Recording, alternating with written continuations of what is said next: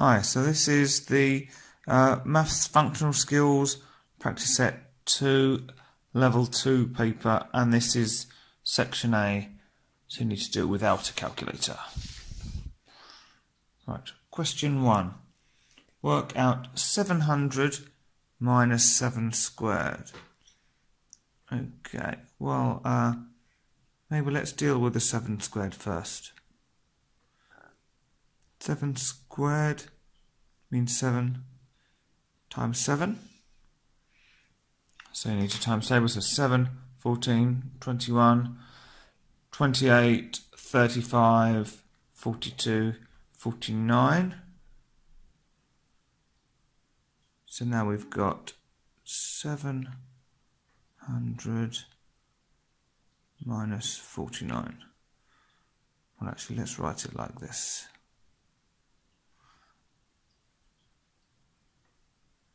And we should remember from our BidMaths rules that we need to do the squared first. We do our indices before we do subtraction. So 700 minus 49, 0 minus 9 we can't do, so we need to borrow 1 from here. But 0, we haven't got 1 to give over here, so we need to take 1 from here. So this becomes a 6, which means this becomes 10. We then take 1 from here, so it becomes 9, and pass 1 on to here. So now we've got 10 minus 9, which is 1, 9 minus 4, which is 5, 6 minus nothing, which is 6. So we've got an answer of 651. Okay, here is a list of numbers. Write down the mode of these numbers. Well, the mode is the number that occurs the most. Okay, we've got 1, 2, 3, 4, 5, 6, 7, 8, 9, 10, 11 of them. So what I'm going to do, I'm going to write them in ascending order, because that way I think it's going to be easier for me to see which number occurs more often. So we've got a 29 appears to be the lowest. Then we've got another 29. So then what's the next smallest? 34, 30, 31. So we've got 31. Then we've got another 31. The next smallest we've got 38, 34. Yes, a 34. Next smallest 35. What's next smallest after 35? 43, 43, 38. I think it's going to be our 38. Then we've got 46, 43, 43, 43. So it's going to be 43 next. And we've got that one. Then we've got another 43. Then another 43. And finally, 46 is the only one we haven't used. Right, so now let's see what number occurs the most. 29, we've got two 29s, two 31s, a 34, a 35, a 38, three 43s. So the mode, the number that occurs most often, is 43. Question 2.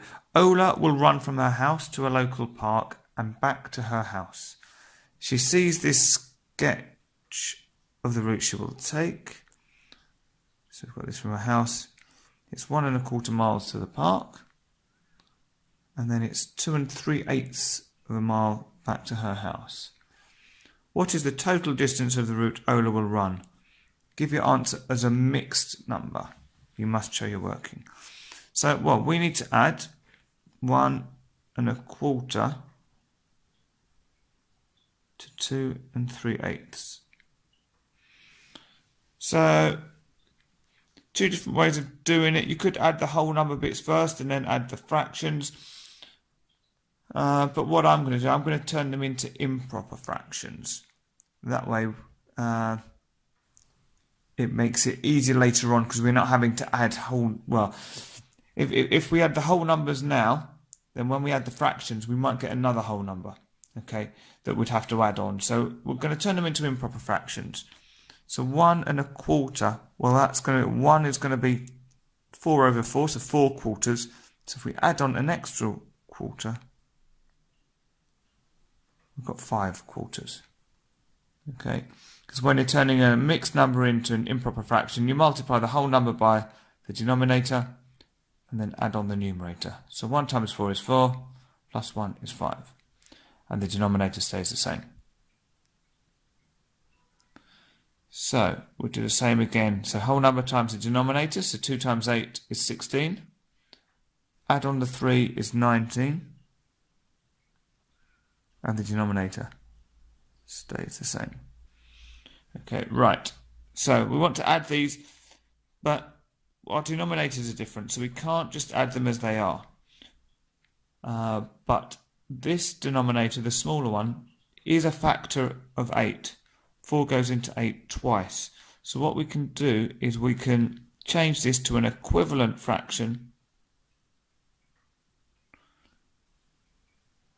with a denominator of 8. So to get from 4 to 8, we multiplied by 2, okay, because 4 goes into 8 twice. So that means we need to do the same to the 5. We need to multiply that by 2.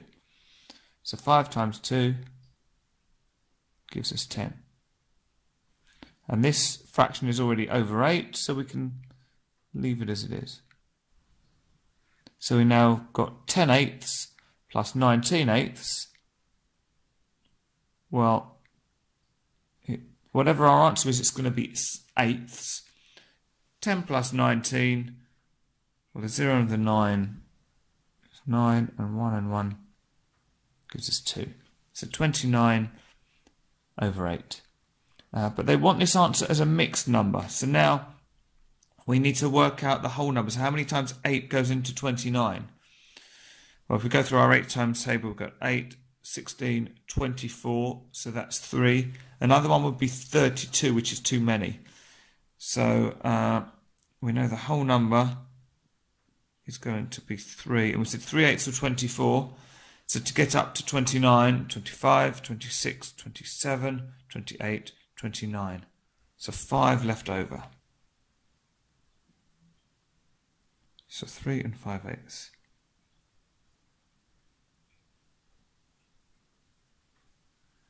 Okay. Question 3. Simon is making a filling for a cake.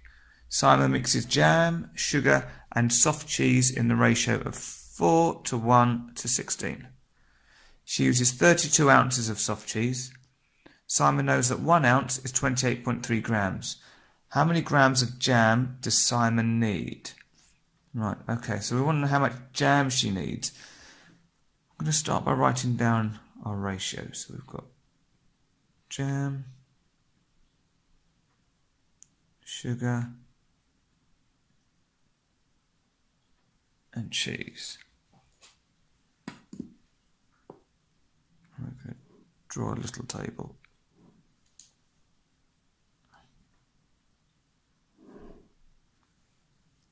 So our ratio is 4 jam to 1 sugar to 16 soft cheese. And we're told she uses 32 ounces of soft cheese. Okay, well, 32 divided by 16 equals 2. Okay, 32 is double 16, so what that means is we're multiplying by 2. So whatever we do to one of the items on the row, we need to do to the others as well. Although the only one we're interested in is jam. So if we multiply 4 by 2, we get 8. Okay, so we know that we need 8 ounces of jam. Right, but we want it in grams. How many grams of jam does she need?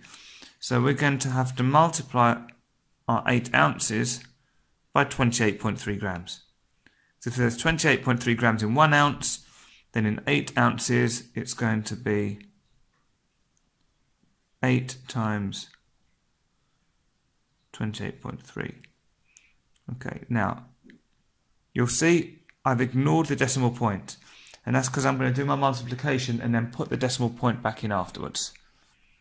So 8 times 3, or 3 eighths is 8, 16, 24. So 4 carry the 2. 8 times 8, we've got 8, 16, 24, 32, 40, 48, 56, 64. Add on the 2 that we carried is 66. 6 and carry the 6. And 2 eighths, 8, 16. Add the 6 here, gives us 22. We've got 2,264. But remember, we ignored the decimal point. And we removed the decimal point by sort of taking it out one place to the right. So we need to put it back in one to the left. Okay, so 28.3 is times 8 is going to be 226.4.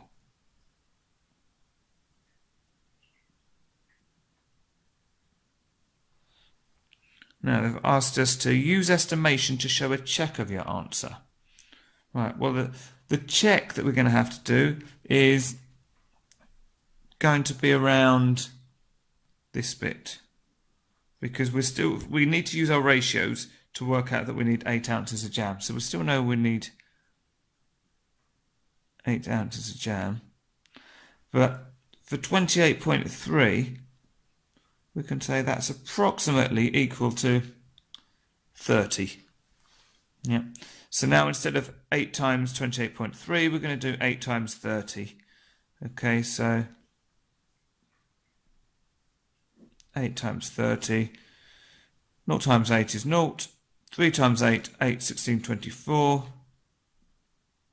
So 240. That's going to be grams, which is approximately equal to 226.4. So we can say, yeah, that's okay, or close.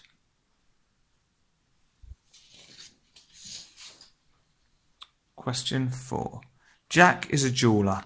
He makes a pendant in the shape of a triangular prism as shown in the diagram here. Jack makes the pendant from solid gold. He uses this formula, V equals TL, where V equals the volume of a triangular prism in centimetres cubed, T equals the area of the triangular face, so this bit here, in centimetres squared, and L equals the length of the prism, which is going to be down there, and that's in centimetres. Jack knows that mass equals density times volume. The density of gold is 19 grams per centimetre cubed. The cost of 1 gram of gold is £40. Jack sells the pendant for £382 more than the total cost of the gold needed to make the pendant. How much does Jack sell the pendant for? Well, we've got loads of information, yeah, loads going on. So we've got to break it down into lots of small questions. Okay, so before we can even start thinking about how much it's going to cost and how much he's going to sell it for, we've got to work out, well, how much gold does he need? Okay, and before we work out how much gold he needs, we've got to work out, well, what is the volume of this thing? Because if we know the volume, we can work out how much gold he needs, and then we can deal with the cost later. So we're told that the volume, we've got V equals TL, which means T times L. T is the area of the triangular face. Okay, so we've got to work out the face of that triangle. Now let's draw a little sketch here.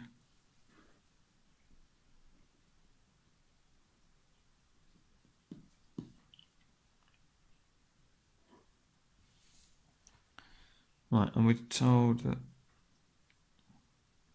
that's 3 centimetres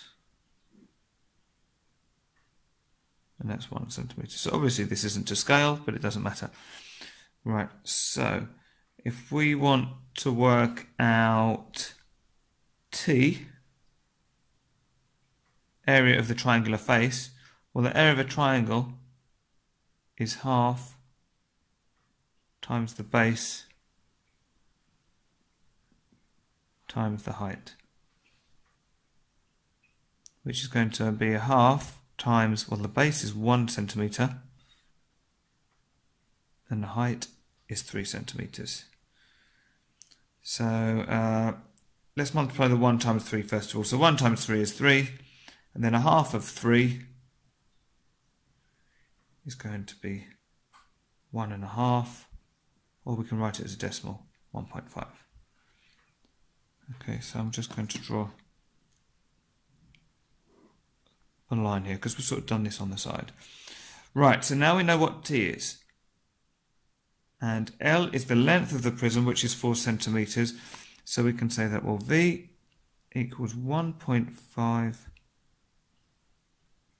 times 4. Okay.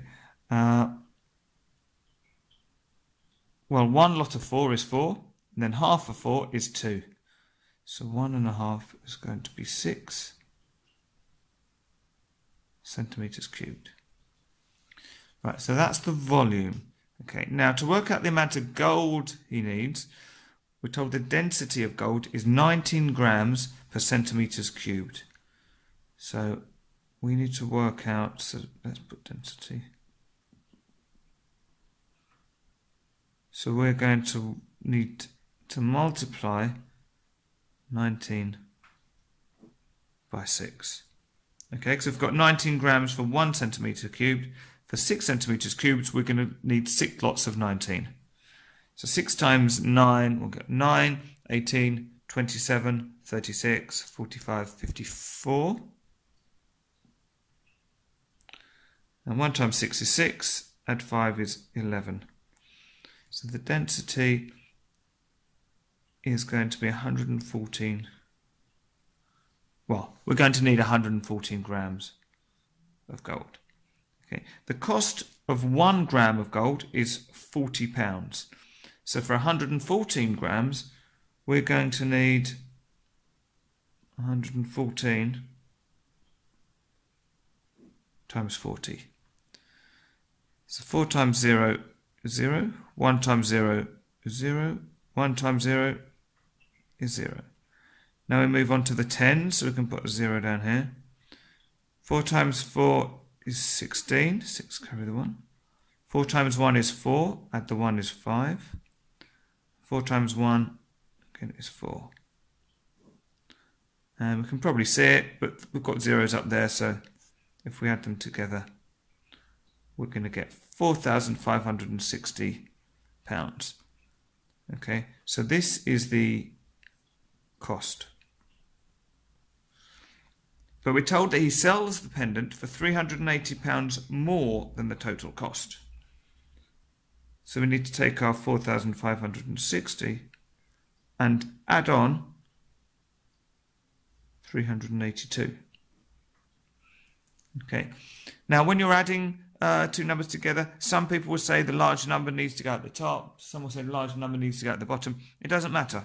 So long as you line it up, so we've got our units in one above the other, tens one above the other, hundreds, it's fine. So 0 plus 2 is 2, 6 plus 8 is 14, so 4 carry the 1, 5 and 3 is 8, plus 1 is 9, and then we've got the 4. So we've got 4,942 is how much he needs to sell the pendant for. And we've got a box to write that in. Okay.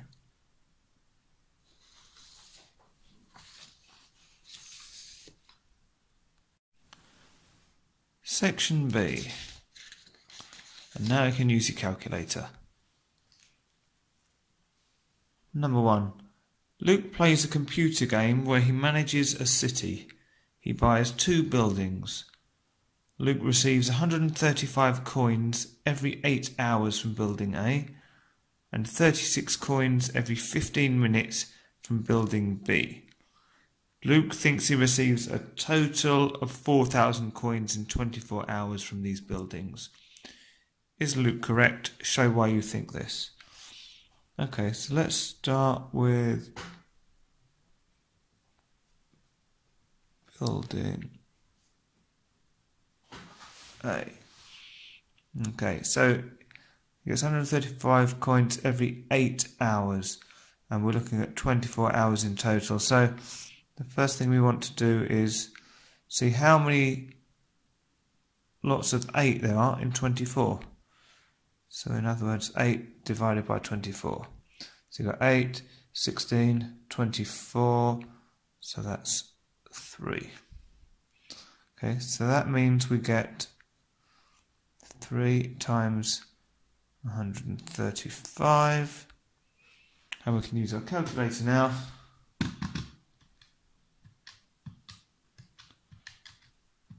And that gives us 405.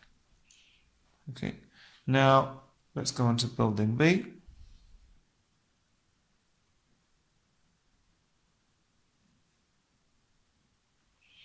Right, so he gets 36 coins every 15 minutes now, and we've got 24 hours in total. So first of all, let's think about 1 hour. So we've got 1 hour is 60 minutes. So 60 divided by 15. So I'm using this, writing it as a fraction for the divided sign. 60 divided by 15. We can use our calculator to check that that's 4. Okay, so that means we get coins 4 times every hour. Okay, if it's every 15 minutes, it's 4 times an hour. Okay. And there's 24 hours in 24 hours. So in other words, he gets coins every 4 times, he gets coins 4 times 24 times in one 24-hour period.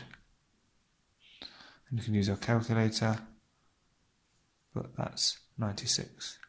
Okay, so just to go over that again, if he gets 36 coins every 15 minutes, that means every hour he gets 4 lots of coins, and so in 24 hours he'll get 24 times 4 lots of coins, so 96 lots of coins,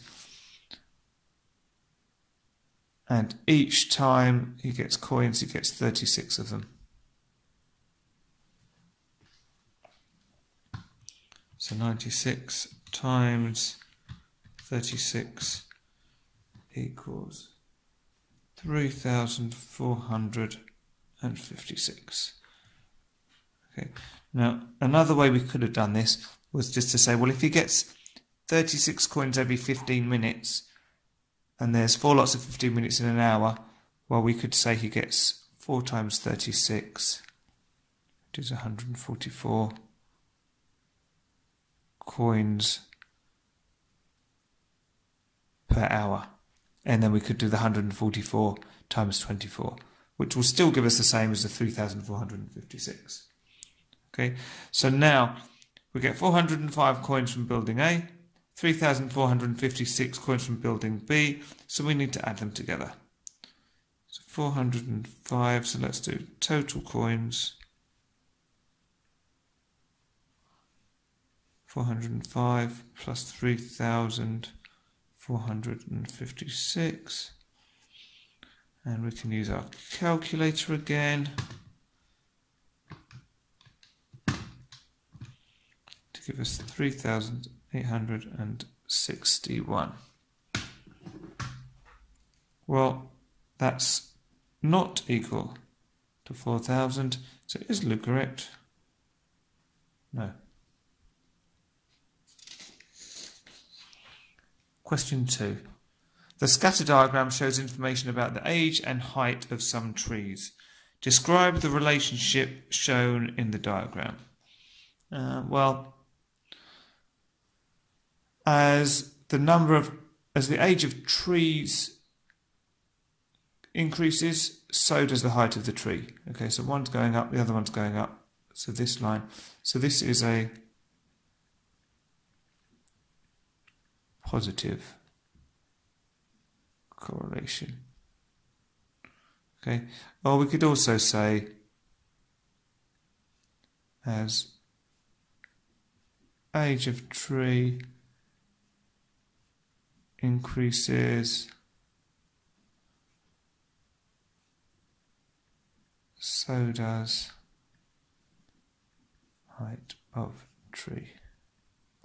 Now either one of these would get you the mark, but I've given them both. Okay, draw a line of best fit on the diagram. Okay, so line of best fit. So we want a straight line, which is why I'm using my ruler, which goes through these data. We want to follow the overall sort of pattern or slope or trend. So we're sort of going something like this. And we want about the same number of entries above the line as below it. Okay. So where should we do it? We'll do it about... do it something like that. Yeah, we might have slightly more above the line than below the line, but it's going in the right sort of direction. Okay, now I've not drawn the line beyond the data because we can only use this data to kind of give us the information. If we draw it too far below or too far above, then it's not going to be so accurate.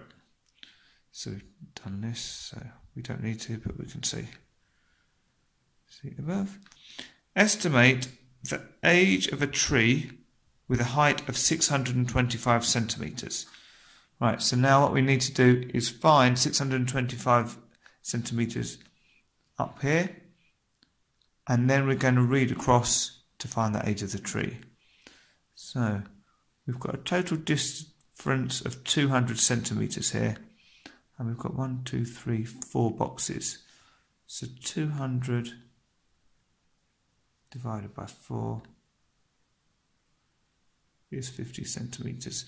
So if one of these boxes is 50 centimetres, well, 25 centimetres will be half a box. So we're going to be about here. Alright, so I'm going to do a dotted line.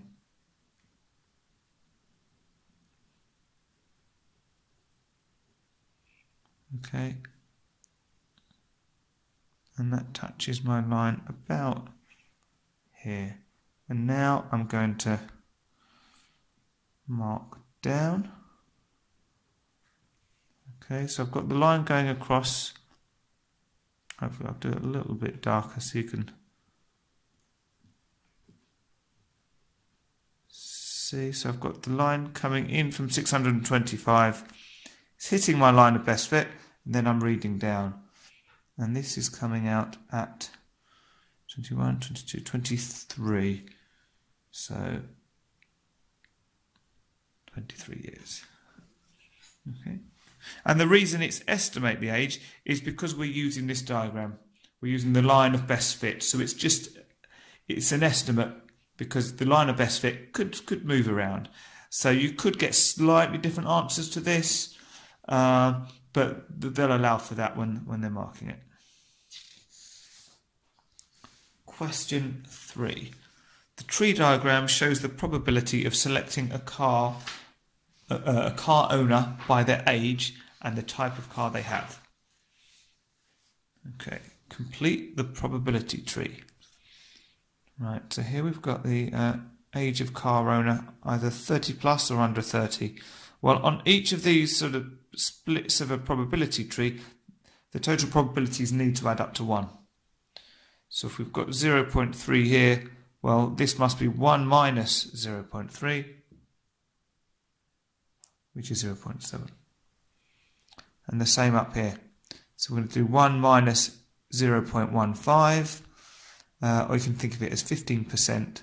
So 100 minus 15% would be 85%, or 0.85. But you can use your calculator if you want to do 1 minus 0.15. You get 0.85. Okay, so we've done that there. Now, a person is chosen at random.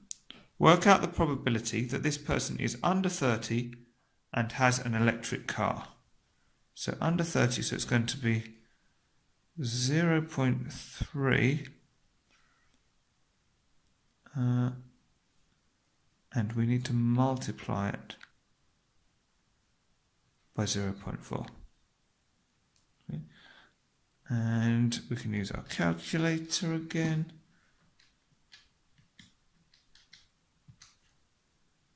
Which gives us 0.12 or 12%.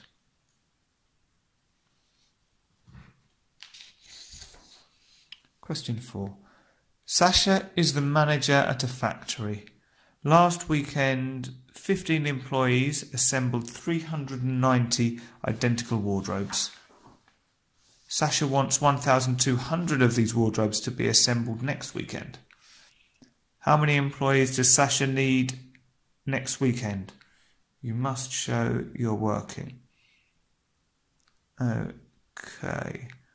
Right. So with this one, how can we do it? Right. She wants 1,200 wardrobes.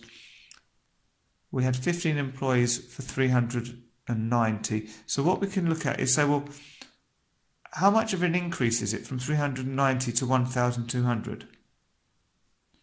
So if we do 1,200 divided by 390, we get 3.0769. Okay, well, I can think of that as just over 300%. Okay, so instead of 390, you need 1,200. Okay, so you need to multiply the 390 by 3.0769 to get 1,200. So that means we need to use the same factor for the number of employees. Okay, so we're looking at 15 times 3.0769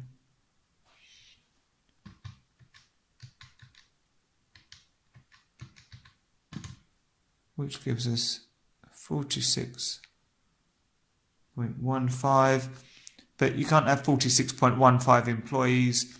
If we round it to 46, well, that's not going to be enough. So we're going to need to have we're going to need to round it up.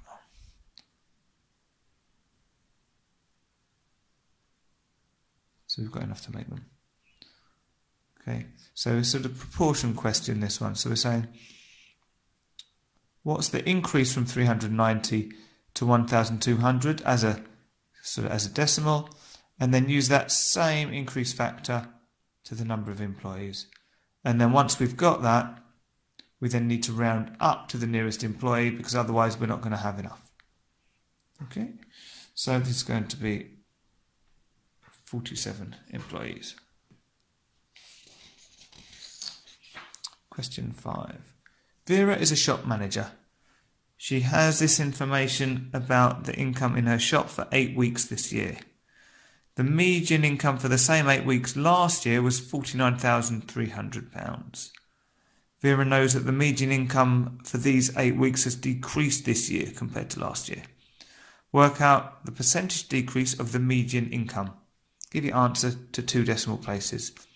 Okay, well, if we're going to work out the percentage decrease of the median income, the first thing we need to know is what is the median income.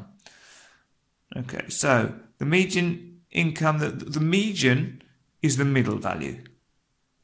We've got 8 values, so an even number of them. So for us, the middle value is going to have to be the average of the 4th and 5th value. We'll have a look at that in a moment. But what's important when you're looking at the middle value, it's not just the middle value in terms of how they're written here, because this is just number of weeks. We need these ordered from smallest to largest. Okay, so I'm going to look along here, which is the smallest number. It looks like that's the smallest, 19.4. Then what's the next one? Then 39.8. Then 42.3. Then 42.5. Then we've got 40. It's going to be 45.1. So I'm looking for the next smallest each time. Then 47.9. then 52.4, then 53.5. So now I've ordered them up there. I'm going to write them out again. So smallest to largest. So we've got 19.4, 39.8, 42.3, 42.5, 45.1, 47.9, 52.4 and 53.5. Okay, so the best way to look at the median is say, well, let's cross off the two end ones. Okay, so as long as we're crossing off the same sort of one at each end each time, we're going to eventually get to the middle value. So one off here and here. And now we've got two left. And this is what I was saying at the start. Because we've got an even number, we're going to have two. So if we had just one value, that would be the median. Because we've got two, we're going to have to add them together and divide by 2. So it's like we're working out the mean of these two numbers. Okay, so let's do that with our calculator. So 42.5 plus 45.1 equals 87.6. Divide that by 2 and we get 43.8. But it's 43.8 thousands of pounds, so it's 43,800. Okay, and they told us that it's decreased this year, and it was 49,300. So that looks sensible. It's gone from 49,300 down to 43,800. But what's the percentage decrease? Well, to find that out, first we want to know the actual amount that it's decreased by. So 49,300 minus 43,800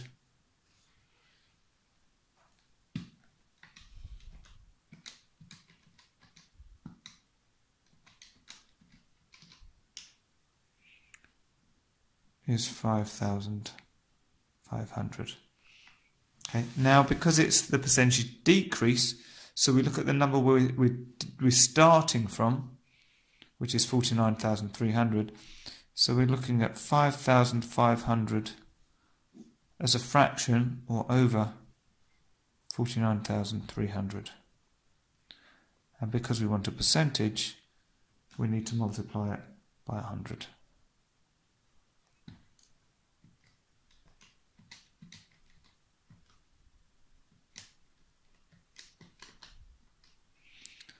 And we're told, give your answer to 2 decimal places. So that's going to be 11.156. Well, the 6 is above 5, so we're going to round up, so it's going to become 11.16.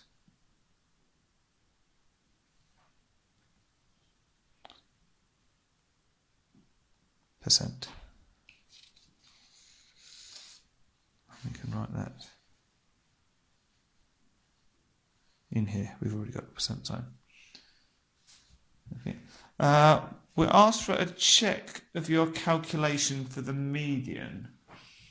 Well, the way we can do this, if you recall, we had our 42.5 plus 45.1 as the two sort of middle numbers.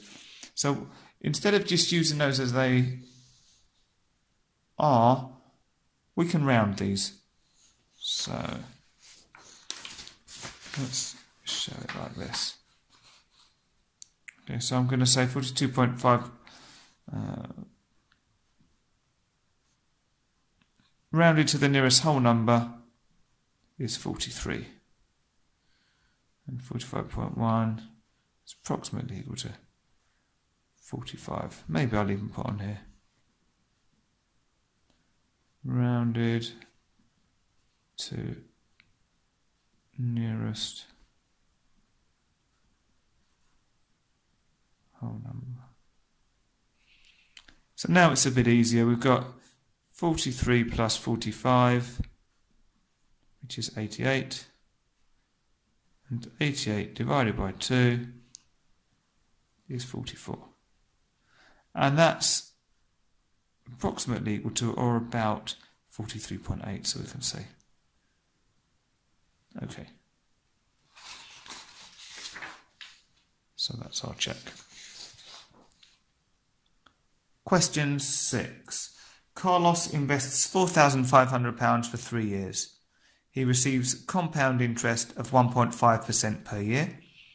Carlos thinks the total of the money he invests and the interest will be more than 4,750 at the end of the 3 years. Is he correct? Show why you think this. Okay, so we've got compound interest here.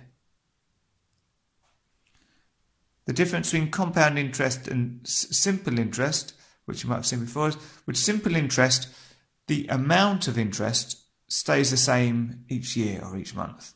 With compound interest, you earn interest on the interest from the previous year or month.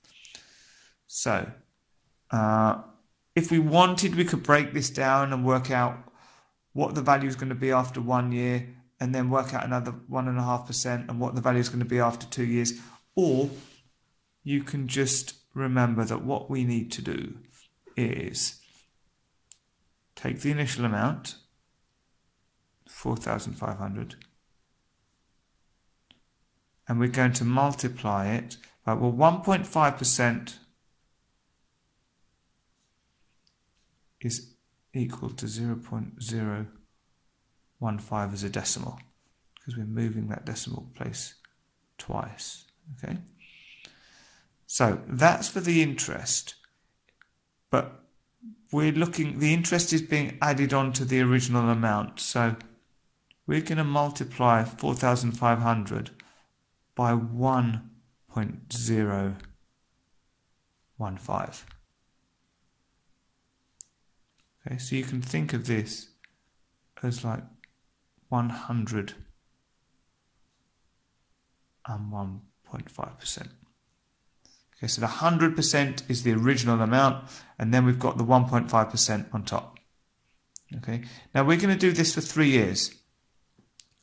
So it's going to be 4,500 times 1.015 for the first year, times 1.015 for the second year, times 1.015 for the third year.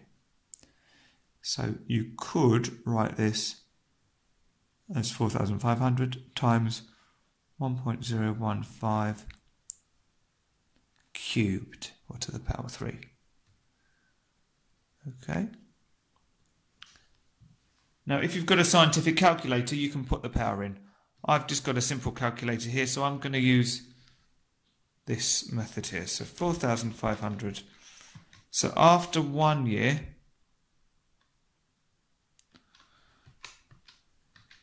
the amount is going to have increased to £4,567.50. So we multiply by 1.015 for the second year, and do the same again. So at the end of the third year, we're going to have £4,705.55.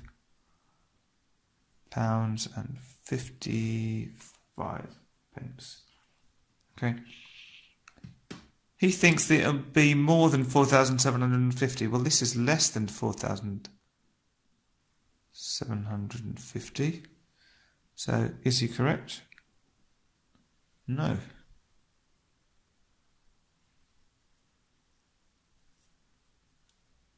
Okay.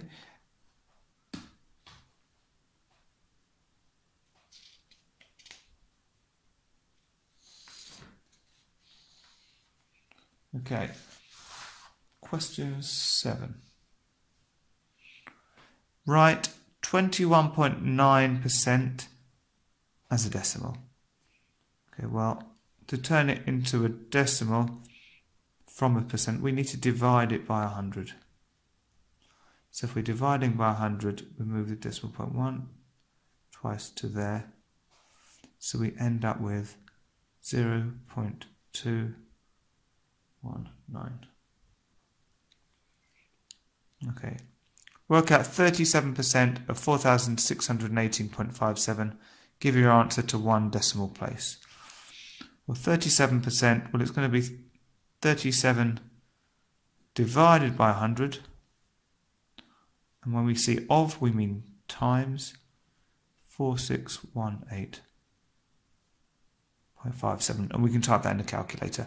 If you wanted, if they're kind of giving you a clue, because up here, what they're saying was, well, you converted a percentage into a decimal up here.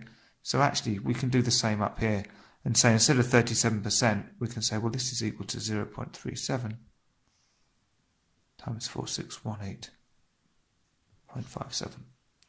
And you can do either of these. I'm going to do the second one. It's 0.37 times 4618.57.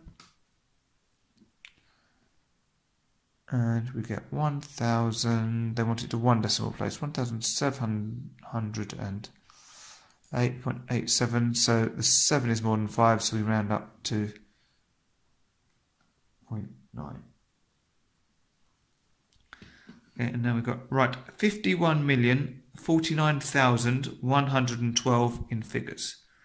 So I'm not going to go straight for the box. I'm going to write it here. So if I make a mistake, I've got time to correct it. So 51 million. I'm going to use my comma, tell me it's million. Then we've got 49,000. So 49,000. Well, we need three numbers in here. So I've got no hundreds of thousands. So that's going to be my 49,000. And then we've got 112. So it's going to be like that. So check it, make sure you're happy with it. And then write it in.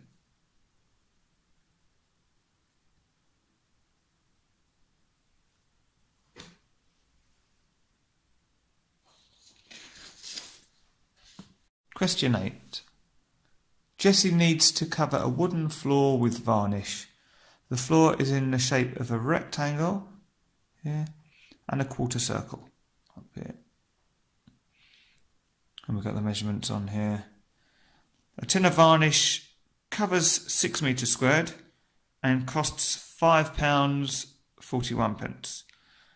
Jessie has £25 to buy the tins of varnish she needs to cover this wooden floor. Is £25 enough to buy all the tins of varnish Jessie needs? Okay, so in other words, we need to work out what the area of this is, then find out how many tins she needs to buy, find out what they cost, and then compare it to the £25. So for the, let's see, area of, I'm going to do the easy bit first, area of the rectangle, because I don't know how to work out the total area of this in one go, so I'm going to split it up, work out the area of the rectangle, then work out the area of the quarter circle. So area of the rectangle, well, I know the area is length times width, so it doesn't matter which one you want to call length or width, so it's basically 5.3 times 2.6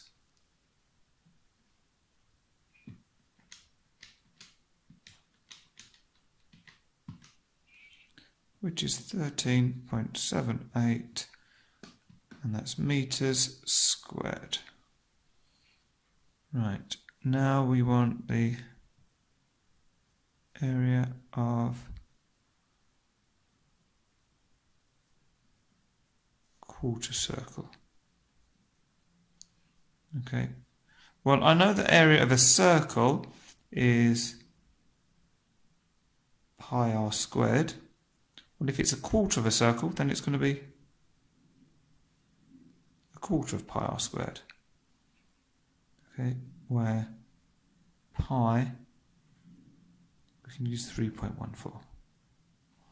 Okay. If you've got a scientific calculator with the pi button on, fine, you don't need to worry. Otherwise, you can use 3.14 for pi. Right, so the first thing we need, so we know what pi is, we need to know what r is. So r is the radius of the circle. So this is going to be this distance here, which will be the same as this distance up here. But this distance is the same as this distance, so we know that r is equal to 2.6 meters. Okay, so 1/4 times 3.14 times 2.6 squared equals, right, so if you're doing this on a scientific calculator, you could type all of that in one go. If you're doing it with a simple calculator like this, then you've got to do your own BIDMAS rules. So we need to do the indices first. So 2.6 squared, well, I haven't got a squared button, so I have to do 2.6 times 2.6. Okay, then, well, it doesn't, I've got 2 multipliers, so I'm going to multiply it by the 3.14.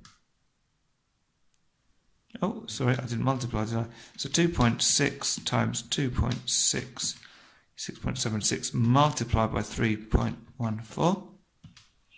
That looks better. Now multiply by 1/4.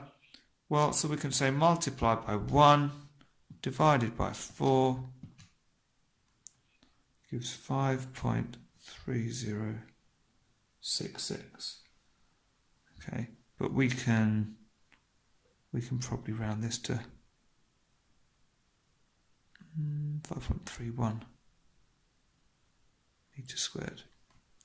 Okay, we had 2 decimal places up here, so we've been consistent. So our total area will be 13.78 plus 5.31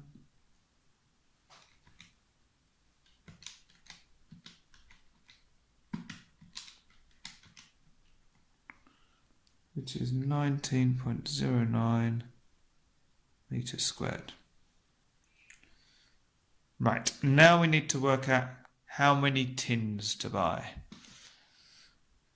Well, if we know 1 tin covers 6 meters squared, well, we want to say how many 6s go into 19.09. So 19.09 divided by 6, which is 3.18. Okay, but you can't buy 0.18 of a tin, so we need to buy 4 tins. Because if we buy 3 tins, it's not going to be enough. So we have to get 1 more. Okay. We know the cost is £5.41. We want 4 tins, so 4 times £5.41.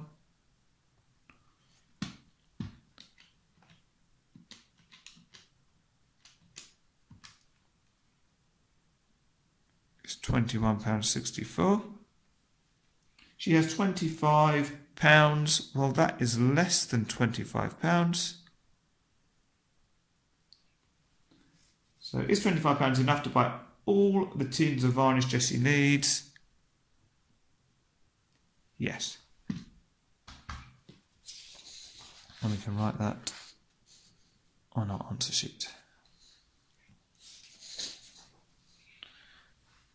Okay, question 9.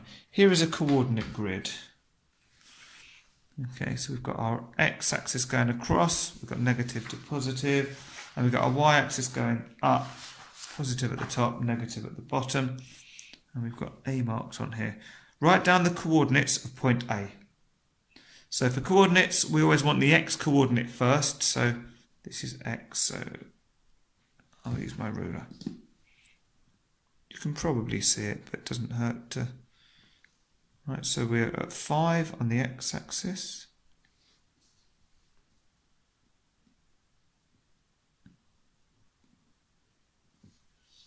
And we're at -3 on the y-axis. Plot point B with coordinates -4, 6 on the grid. Remember to label your point. Well, -4 is going to be here, and 6 is up here. So we're going to go up to here, and we can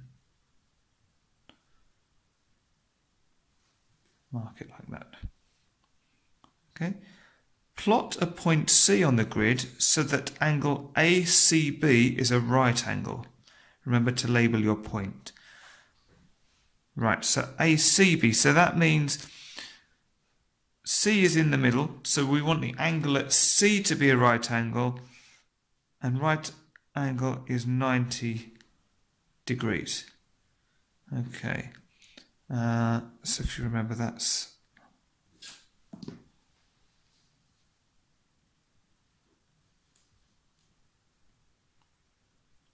a right angle, where we often use a little square like that. Okay, so, well, there's two ways of doing it. We can either get our right angle down here. So we can have that as C. Or we could also have our right angle up here and have that one as C. Okay, it doesn't matter. I'm going to go with this one. And that's it. We just need to plot it. We don't have to say what the coordinates are. If we wanted to, we could see the coordinates -4, -3, but I've just marked it on here.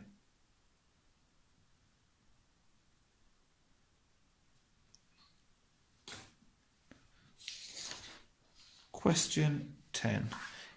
Kevin buys a second-hand car for £7,346. He knows that the car is worth 27% less than when it was brand new. Kevin thinks that the car cost more than £9,000 when brand new. Is Kevin correct? Show why you think this. Okay, so the car is worth 27% less. Okay, so let's think. Also, when it started, it was 100%. If it's 27% less, well then 100 minus 27 is 73%. So what he's saying is £7,346 is 73% of the original value. So we need to do 7,346 divided by 73%. You can think of this as you're dividing it by 73 to work out what sort of 1% of the car is worth, and then you're multiplying it by 100 to get what 100% of the car was worth. Okay, so so let's write it like that. So 7,346. So divided by, so we said 73% is 73 over 100, or you can write that as 0.73.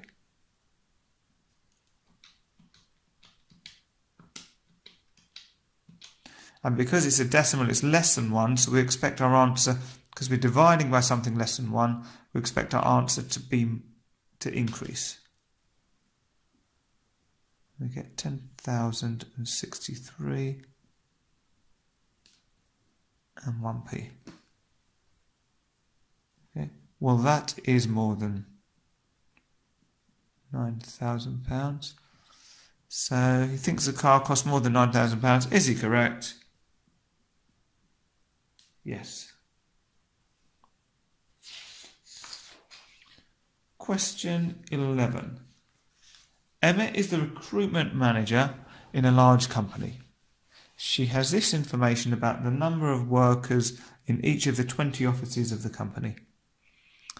So there are 9 offices with between 1 and 20 workers, 8 offices with 21 to 40 workers, 2 offices with 41 to 60 workers, and 1 office, maybe the head office, with 61 to 80 workers. Emma estimates the mean number of workers in an office as 30. Is Emma correct? Right, okay. So, basically they want us to work out the mean and see whether it's 30. Now, with this, the reason they're saying estimate is because, well, we don't know how many workers there are between 1 and 20. Okay, all of these offices could have only had one worker in them, or they could have all had 20 workers in them, or they could have had somewhere in the middle. So what we're going to need to do is do an estimate for how many people we think are in each of these sort of ranges. So I'm going to do, actually they want it down here, so I'm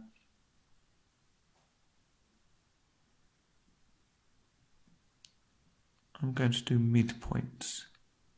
So maybe if I quickly copy this down, so we've got 1 to 20,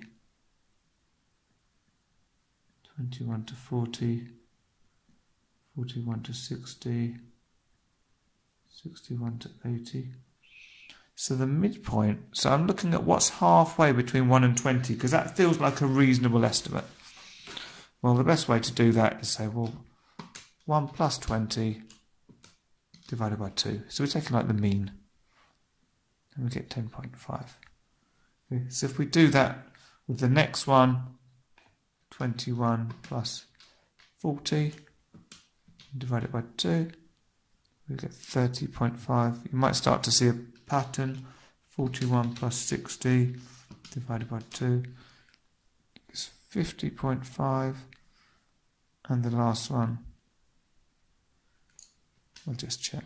61 plus 80 divided by 2 is 70.5. Okay, so that's our midpoint. So we're going to do number of offices. So I'm just copying the information from up there. So we had 9, 8, 2, 1. Right, so if we're working out the mean, we can't just add these midpoints together, because for 1 to 20 there's 9 offices, for 21 to 40 there's only 8 offices, so they're different numbers. So what we need to do is we need to multiply the frequency, the number of offices, by the midpoint. Okay, so let's call this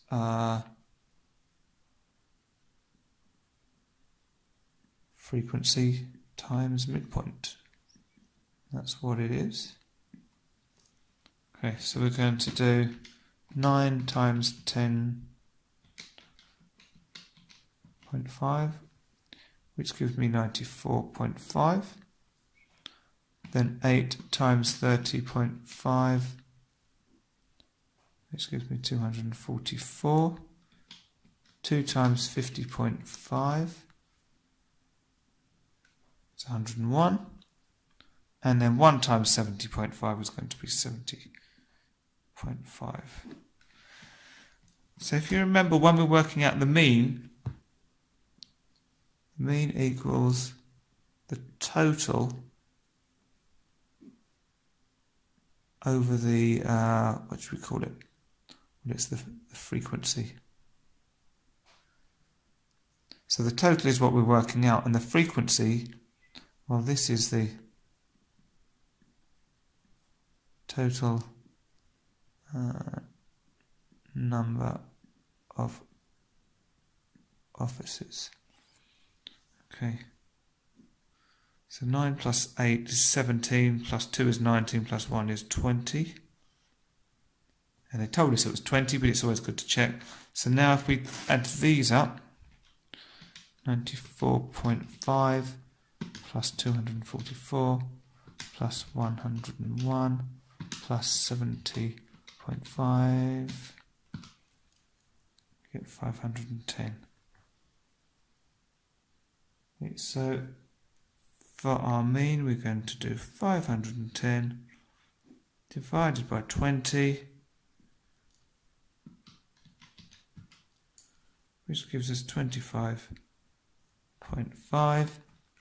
She estimates the number as 30. Well, it's not equal to 30, so is Emma correct? No, it's quite a bit less.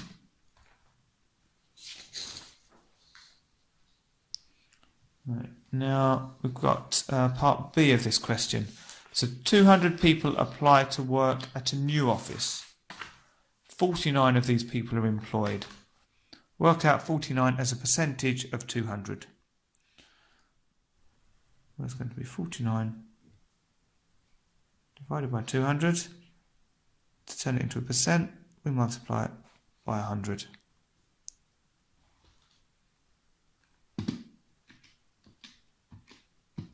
So 49 divided by 200 times 100 gives us 24.5. And I haven't said how many decimal places, so I'm going to leave it like that.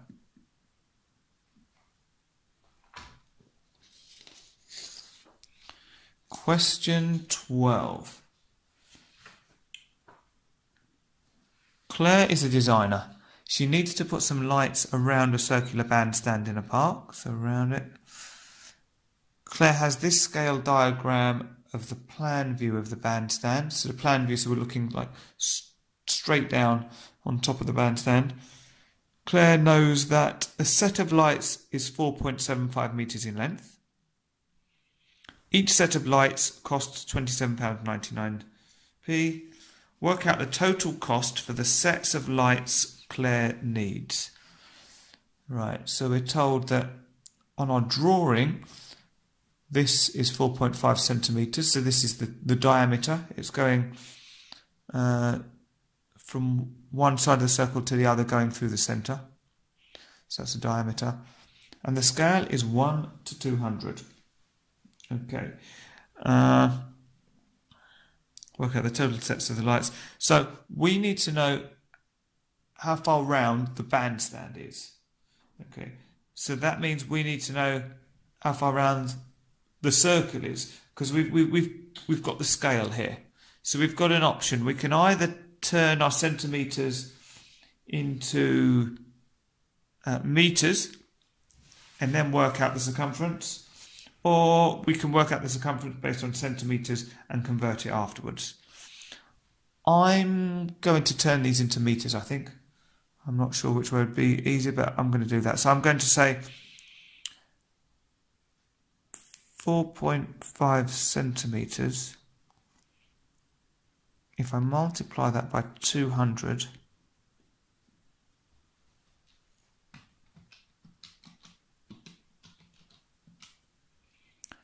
that's going to be 900, and it's still centimetres in real life.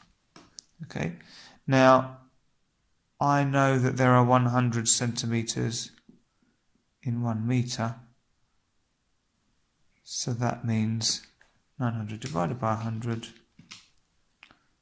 that equals 9 metres.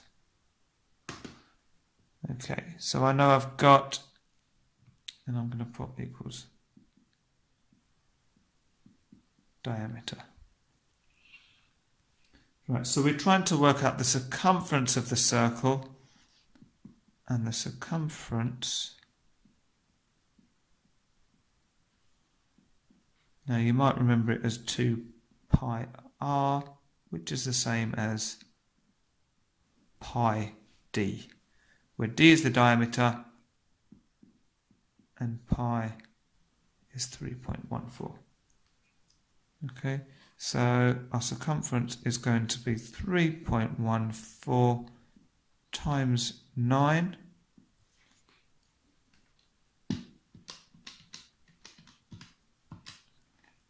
which gives us 28.26 metres. Okay, if you use the exact value for pi in your calculator, you might get a slightly different, you might get like 28.27 or something. But that's not an issue. It's fine to use this as pi, especially if you haven't got a scientific calculator. So if we know we need 28.26 metres of lights, but each set is 4.75, well, we need to divide 28.26 by 4.75. And if we do that, we get 5.949, we can leave it there. Sets, we can't buy 0.949 of a set, so we're going to need 6.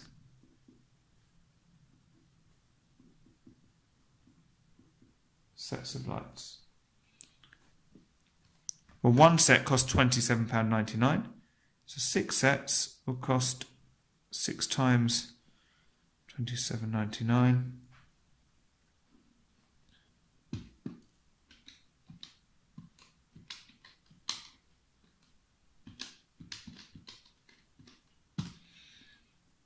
which is £167.94. Can write that in here.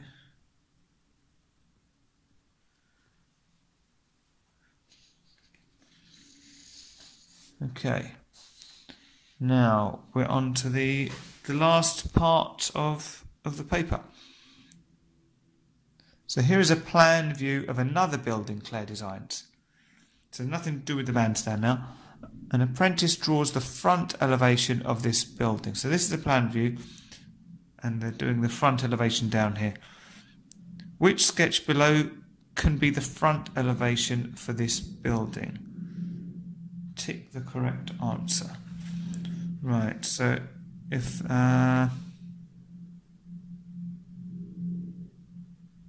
that's the plan view, we want the front. So we're looking. So we're going to have.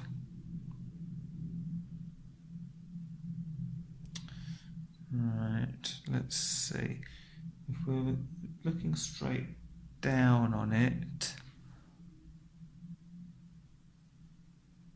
Well, if you think of this section here, if you were looking straight down on this, you would see it as 1, 2, 3 sections. But we've got it as 1, 2, 3, 4 sections. So it can't be that one.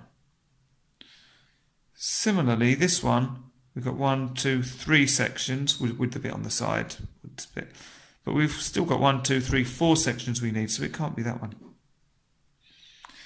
This one, we've got 1, 2, 3, because if you imagine this triangle looking from it above, it would just look like one, it would look like flat 2, 3, 4 sections. So this is a possibility. This one would have 1, 2, 3 sections, so it can't be that. So it doesn't even matter what's going on over here, to be honest. This is the only one that can possibly match this sort of top shape. So it has to be that one. Okay, so I hope you did well in that paper. If you didn't, you can go through the videos again, have another look. If you did, then there's more past papers on my YouTube channel to have a look at and have a go at. Thank you very much.